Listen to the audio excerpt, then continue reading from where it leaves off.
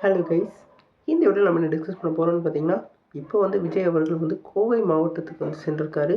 இந்த photos and videos அப்புறம் வந்து இவர் வந்து இந்த ஆட்சியை வந்து எப்படி பிடிக்கப்படுற வந்து ஸ்ட்ராட்டஜி பயன்படுத்தியிருக்காருன்னு சொல்லிட்டு இந்த வீடியோ நம்ம டீட்டெயிலாக டிஸ்கஸ் பண்ணுவோம். அதுக்கு முன்னாடி நீங்கள் இந்த சேனல் புதுசாக தான் அந்த சேனல் சப்ஸ்கிரைப் பண்ணி பெல் ஐக்கன் கிளிக் பண்ணி வச்சுக்கோங்க. வாங்க நம்ம வீடியோக்குள்ளே போகலாம். நம்மளோட தளபதி அவர்கள் வந்து தமிழக வெற்றி கழகத்தின் சார்பாக இன்றைக்கி வந்து அந்த பூத் கேம்ப்காக வந்து கோவை மாவட்டத்துக்கு வந்து போயிருக்காரு. இதுக்கான ஏர்போர்ட் ஸ்டில்ஸ் அப்புறம் வந்து அவர் ரீச் ஆன ஸ்டில்லாம் வேறு லெவல் வைரல் ஆகிட்டுருக்கு. இது வந்து அவரோட ஸ்ட்ராட்டஜி பிளானாக ஒரு வேறு லெவல் சம்பவம் பண்ணிகிட்ருக்காரு. அதை வந்து இந்த வீடியோவில் நம்ம டீட்டெயிலாக டிஸ்கஸ் பண்ண போகிறோம். முதல்ல உங்களுக்கு கேள்வி கேட்டிருக்கோம், நீ வந்து சினிமா இதெல்லாம் நான் ரிவ்யூ பண்ணுவேன், எதுக்குடா திடீர்னு தளபதியோட இந்த இதெல்லாம் வந்து எதுக்குன்னு கேட்குறீங்கன்னா, நம்ம தளபதியோட நான் ரொம்பவே தீவிரமான ரசிகர். என் பேரும் கூட விஜய்ன்னு தான் இருக்கும், விஜயபாலான்றது. அது வந்து நான் முன்னாடி வச்சுருக்கிறது எதுக்குன்னு கேட்டிங்கன்னா, அவர் வந்து அவ்வளோ நான் வந்து ஒரு ரசிகனாக இருந்திருக்கேன்.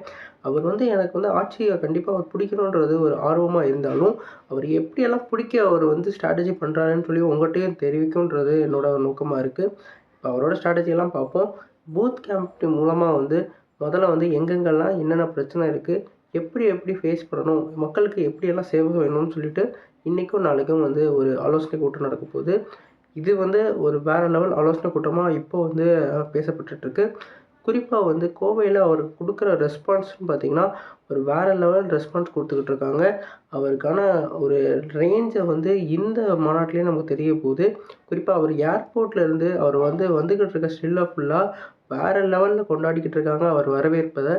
ஒரு ரசிகர்லாம் அவரோட வாகனத்தில் ஏறுற மாதிரியான ஸ்டில்லாம் வேறு லெவலில் நடந்துக்கிட்டு இருக்கு. இவர் வந்து ஒரு தலைவராக இப்போ தான் வந்து உருவெடுத்திருக்காரு. ஆனால் இவருக்கு இவ்வளோ அப்படி ஆதரவு கிடைக்கிதுன்றது வந்து ரொம்பவே பார்க்க நல்லா இருக்குது. இன்னும் இவரோட கொள்கைகள் அதேமாதிரி கோட்பாடுகள்லாம் வந்து எப்படி வந்து அவர் சொல்ல போகிறாரு, எப்படியெல்லாம் மக்களுக்கு வந்து அதை தெரிவிக்க போகிறன்றது தான் மீதி கதையாக இருக்க போகுது. இந்த எலெக்ஷனுக்கு வந்து கரெக்டாக சொல்லணும்னா சாலிடாக வந்து 6 to 7 மந்த்ஸ் தான் இருக்குது. 2026 எலெக்ஷன் வந்துடும். அதுக்காக இப்போயே வந்து அவரோட பிளானிங் அதே மாதிரி எப்படி எக்ஸிக்யூட் பண்ணணும், எப்படி எல்லாம் நம்ம வந்து ஒவ்வொரு மாநிலத்திலையும் நம்ம வந்து இது பண்ணணும் அப்படின்றதெல்லாம் கரெக்டாக வச்சுருக்காரு.